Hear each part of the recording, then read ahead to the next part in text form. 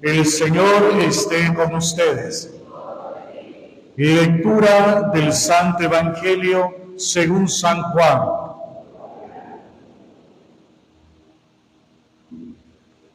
En aquel tiempo dijo Jesús: Yo soy el buen pastor. El buen pastor da la vida por las ovejas. El asalariado, que no es pastor ni dueño de las ovejas, ve venir al lobo, abandona las ovejas y huye. Y el lobo hace estrago y las dispersa. Y el que a un asalariado no le importan las ovejas. Yo soy el buen pastor, que conozco a las mías, y las mías me conocen, igual que el Padre me conoce, y yo conozco al Padre. Yo doy mi vida por las ovejas. Tengo además otras ovejas que no son de este redil. También a esas las tengo que traer, y escucharán mi voz, y habrá un solo rebaño, un solo pastor. Por esto me ama el Padre, porque yo entrego mi vida para poder recuperarla. Nadie me la quita, sino que yo la entrego libremente. Tengo poder para entregarla y tengo poder para recuperarla. Este mandato he recibido de mi Padre. Palabra del Señor. Pueden sentarse. Dad gracias al Señor porque es bueno, porque es eterna su misericordia. En este cuarto domingo de Pascua, dedicado a Jesús resucitado, el buen pastor. Y hemos escuchado el Evangelio de San Juan, el capítulo 10, que tiene un paralelismo también con el libro del Éxodo, con la identidad muy propia de la respuesta de Yahvé a Moisés cuando le dice: yo soy. Y San Juan va a tener el yoísmo de identidad y que coloca justamente esta identidad en boca de Jesús. Es el mismo Jesús el que va a usar el yo soy, el buen pastor. ¿Qué es el pastor? Para la cultura donde está escrito el texto, era el hombre de la autoridad, el hombre de la guía, el hombre que conduce a un pueblo o a una nación. También está el criterio agrícola, que conlleva que el pastor es el cuidador de las ovejas. Pero hace referencia muy bien a esa autoridad, a esa guía que tiene sobre una comunidad en concreto. Jesús se presenta como el pastor. A lo largo de la vida, una de las cosas que nos cuesta muchísimo es el identificarnos como hijos de Dios. Si lo decimos con mucha facilidad, somos hijos de Dios, pero creernos realmente hijos nos cuesta. Más aún nos cuesta escuchar de que somos ovejas. Porque la oveja es un animal dócil y es un animal inteligente que escucha la voz del pastor y la conoce. Cuando identifica al pastor, no sigue a otro pastor. Basta que el pastor hable para inmediatamente seguirlo. Y por eso se vuelve interesante, porque la oveja conoce quién es su pastor. Allí nosotros tenemos ya una primera invitación. el conocer realmente a Jesús, el que ha resucitado, y conocerlo y aceptarlo en nuestra vida. Pero también es bueno, no solamente dice yo soy pastor, sino el buen pastor. Hay una frase del Salmo que llama mucho la atención. Dice el salmista, mejor es refugiarse en el Señor que fiarse de los hombres. Mejor es refugiarse en el Señor que fiarse de los jefes. Traducido como maldito el hombre que confía en otro hombre. Fiarse, confiar, entregarse, darse al Señor. La plenitud de la felicidad y el gozo que un alma puede tener es sentirse abrazado por el pastor, acobijado y protegido, como la oveja cuando se pierde.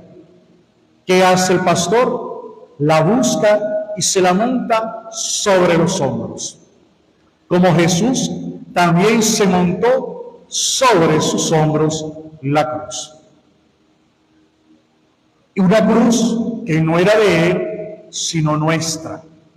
Pero ese gesto que vivimos en Semana Santa, de un Jesús con la cruz a cuesta, camino al Calvario, llevando el sufrimiento de la humanidad, ahora es el resucitado, es el pastor que nos conoce y nos monta sobre sus hombros para protegernos y cuidarnos.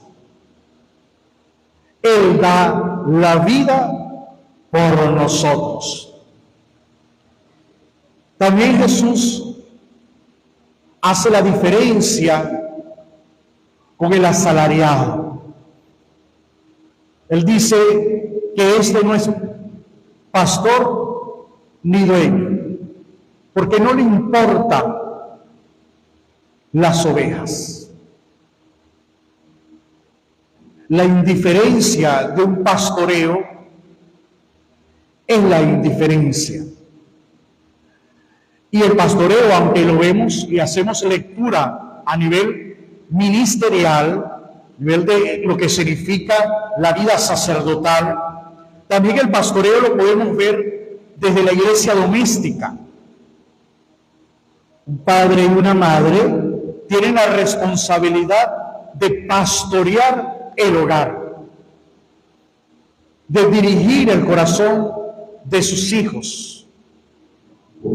Y tiene que hacerlo por amor, entregando la vida por amor, por sus hijos, porque tienen esta responsabilidad.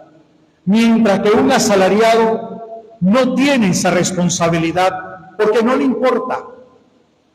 Esa es la gran diferencia que nosotros podemos ver dentro de la iglesia doméstica.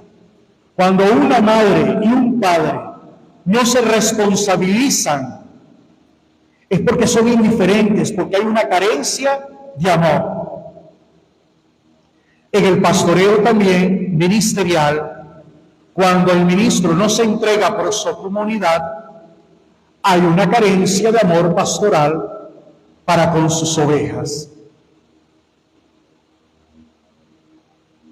Yo soy el buen pastor, que conozco a mis ovejas, y las mías me conocen, igual que el Padre me conoce, y yo conozco al Padre. Esas mismas frases las vamos a encontrar en la oración sacerdotal, cuando Jesús le dice, tú me las entregaste para que fueran uno en mí, ahora yo te las entrego a ti, para que ninguna de ellas se pierda, para que todas estén en el rebaño, en el redil. A pesar de que tengo unas fuera del redil, estas también me pertenecen. En estas semanas de evangelización, y lo hemos hablado también en las tertulias, encontramos una gran diversidad de hermanos que se hacen llamar cristianos, que son discípulos de Jesús. Pero estos hermanos dividen el rebaño de Cristo. Cristo dice: tengo a otras ovejas fuera de mi redil. Esas son mías y tengo que traerlas a un solo redil. No es que hay varios rebaños. Puede hoy en la actualidad existir muchos rebaños, sí, pero el deber ser es que exista un solo rebaño con un solo pastor. Había un profesor, el profesor de eclesiología, que nos decía en la universidad: cada vez que un hombre funda una iglesia cristiana en el porche de su casa, ese le está haciendo competencia a Jesús. Porque Jesús es el único pastor. El único. Todas las demás iglesias deben buscar al único pastor, Cristo el Señor. Sigue el texto diciendo: tengo además otras ovejas que no son de este redil, también a esas las tengo que traer, y éstas tendrán que escuchar mi voz. Para un solo rebaño, un solo pastor. Por esto el Padre me ama. Jesús reconoce el amor que el Padre le tiene.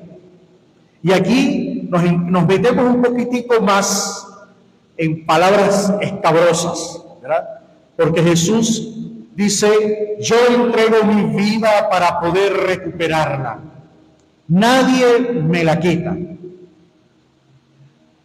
En el día del cuarto domingo de Pascua, la Iglesia celebra la Jornada Mundial de las Vocaciones sacerdotales, aquellas por las cuales el Señor mira de su pueblo a algunos hombres y los elige para Él, para que estos se encarguen del ejercicio del ministerio sacerdotal a través del sacramento del orden. Es algo que sobrepasa nuestra mente. Uno a veces puede decir: bueno, ¿a quién ve uno con cara de cura? No, los curas no tienen cara, ¿verdad? Eso se lo peleo yo mucho a los agentes pastorales vocacionales, que dicen: primero uno tiene que ver la cara, a ver si tiene cara de cura. Porque a veces la cara de cura son la cara de los gafos. Entonces, si tiene cara de gafo, puede ser cura. No, para nada. Para nada. A veces el más tremendo es el que llega a ser cura. Entonces Jesús elige, es lo primero. Pero cuando elige, hace llamada. Inmediatamente en el proceso surge la respuesta. El Antiguo Testamento, Yahvé elige a los profetas y deja que los profetas respondan. Muchos de ellos: tengo miedo, soy un muchacho, yo no sé hablar, yo no soy nadie, ¿por qué me mandas a mí? Todos esos argumentos están en el Antiguo Testamento. Y solamente Jesús le dice, Yahvé le dice: cállate, yo pondré mis palabras en tu boca. Solo confía. Y los profetas en libertad respondieron a Yahvé. ¿Por qué hablo de eso? Porque justamente en estos versículos se habla de la vocación de Jesús. Jesús es llamado por el Padre, siendo Dios, habitando en Dios, participando de su gloria, porque tiene poder y autoridad, esencia divina. El Padre ejerce sobre el Hijo la autoridad y le dice: que hay que salvar al mundo. Eso es una llamada.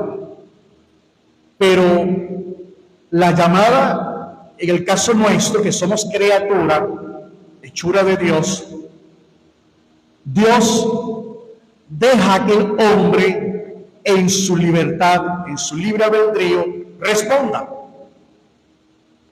En Jesús, en su libre albedrío, porque Dios es libertad también, responde pidiéndole a Jesús la misión de entregar la vida.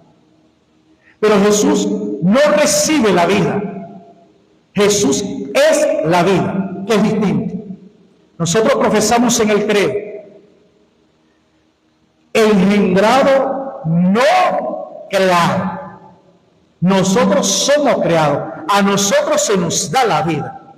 A Jesús no se le da la vida. Él es la vida. Con una V en mayúscula. Él es la vida, porque también San Juan lo va a colocar en el yoísmo, en labios de Jesús. Yo soy el camino, la verdad y la vida. Esa vida que pertenece a Jesús, es de Jesús, es la que Jesús dice: yo doy mi vida y nadie me la quita. La doy libremente. Siempre hemos dicho que hay algunos culpables de la muerte de Jesús. Sí, podríamos decir que estos fueron los que arrastraron a Jesús. Siempre, para que la voluntad de Dios se ejerza o se cumpla, se necesita el instrumento humano.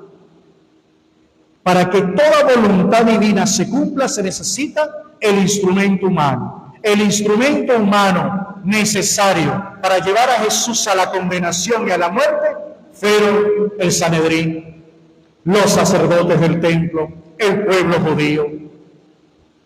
Era necesario. Pero Jesús dice: yo libremente entrego mi vida. Esa es la respuesta al plan salvífico, al plan del Padre. Porque la salvación es para exaltar y glorificar al Padre. Nosotros somos criaturas del Padre. A veces uno en la oración escucha gente que dice: sí, Jesús mi Padre. No, Jesús no es el Padre. Jesús es Dios y Dios es Padre y Espíritu, pero Jesús no es el Padre. Jesús es el Hijo, Verbo encarnado. Y me insisto, la entrega de la vida de Jesús es un don libre. Nadie me la quita. Es la ofrenda gratuita para la humanidad, para salvar a la humanidad. No es igual que alguien te quite la vida a que tú te ofrezcas y la entregues. Son dos cosas distintas. Si decimos que la vida de Jesús fue arrebatada, que se la quitaron, podemos decir lo mataron. Pero Jesús se entregó generosamente a ese sacrificio, porque el sacrificio nos iba a llevar a nosotros a la salvación. Por eso Jesús asume, se encarna, asume la condición humana para redimir a la condición humana. Tengo la vida, la doy, pero también tengo autoridad para recobrarla. Tengo ese poder de recobrarla. Es el poder de la resurrección, pasando por el cáliz amargo de la muerte. Poder que tiene solamente aquel que tiene la vida. Por eso Jesús insiste que el don de la vida que se nos ha concedido a nosotros es para que nosotros la administremos. Nadie puede decidir por nosotros. Nosotros tenemos el poder de la decisión, libertad. Y tenemos el poder de recobrarla. Porque cuando perdemos la vida, cuando caemos en el pecado. Cuando podemos recuperarla, cuando buscamos la misericordia de Dios. Morir y resucitar. ¿Queremos ir al cielo? Hay que morir. No se va al cielo de otra manera. No la hay. Para ir al cielo hay que morir. Hay que beber del cáliz de la amargura, el cáliz del dolor y del sufrimiento. Nadie me la quita, sino que yo la entrego libremente. Tengo poder para entregarla y tengo poder para recuperarla. Y este es un mandato que he recibido de mi Padre. Es decir, que aquel que ha resucitado es el Dios de la obediencia, es el Dios de la generosidad, es el Dios de la misericordia, es el Dios de la redención, el Dios que nos pastorea y que nos conoce, que sabe cuando uno de nosotros sufre, padece, esté alegre o está enfermo, Él lo sabe y nos llama a todos. Nos llama para habitar en un solo rebaño. La iglesia triunfante, la iglesia celestial, el reino de Dios. El Señor quiere que todos estemos en un solo rebaño. ¿Quieres ser parte de este rebaño? ¿Quieres ser parte de la vida en Jesús? ¿Quieres reconocer a Jesús como tu pastor, como tu Señor? Decídelo. Decide que puedes gozar del reino de Dios y Dios se encarga de lo demás. Que el Señor bendiga a nuestra comunidad y que bendiga a nuestros jóvenes, que surjan vocaciones de aquí, de la comunidad. A los muchachos, ojalá el Señor los llame y sean valientes a responderle a Dios, entregar la vida generosamente. A nivel del discernimiento vocacional, muchos católicos todavía no conocemos el misterio de la vocación. Hemos escuchado todavía muchos católicos que dicen, y los curas deben casarse. Todavía hay gente que piensa eso, ¿verdad?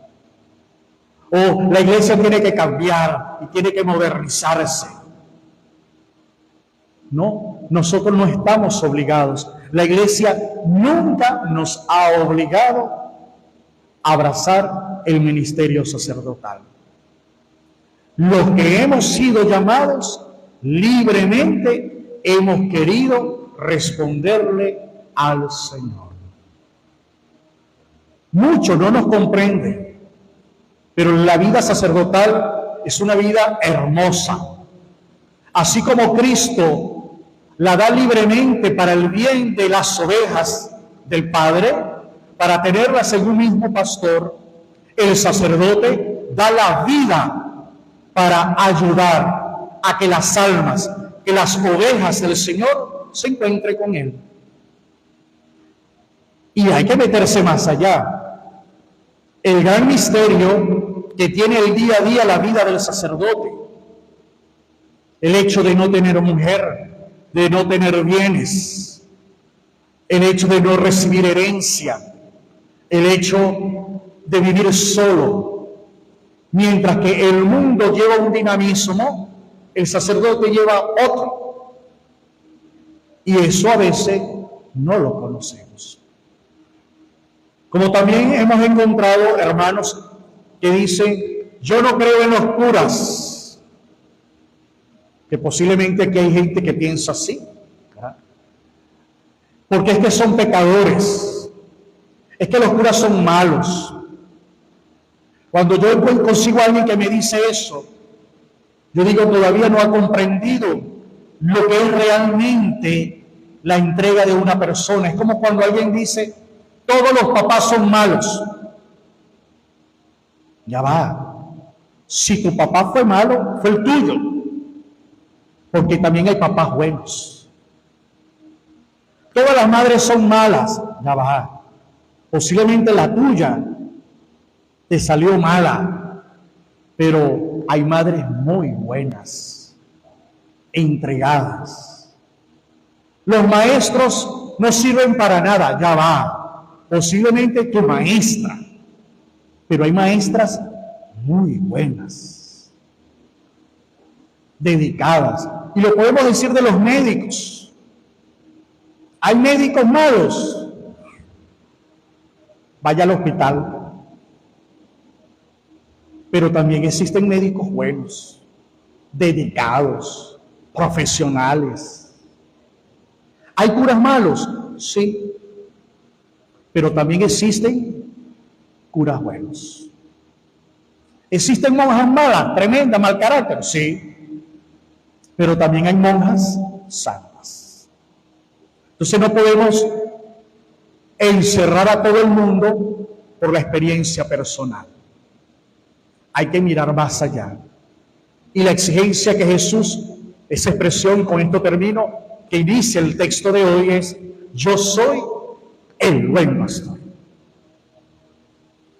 Ya nos da a nosotros con mucha claridad que Él es bueno, que Él es el mejor, que posiblemente encontraremos otros que son asalariados, pero Él es el buen pastor. Entonces, queridos hermanos, confiemos en el Señor, confiemos que Jesús cuida de nosotros como pastor, que cuando sintamos que nos estamos alejando, cuando sintamos que nos estamos perdiendo, cuando sintamos que necesitamos del auxilio divino, déjate cargar por el buen pastor. Confía en el Señor y no confíes en los jefes, no confíes en los hombres. Confía en el Señor y lo demás se dará por añadidura. Amén.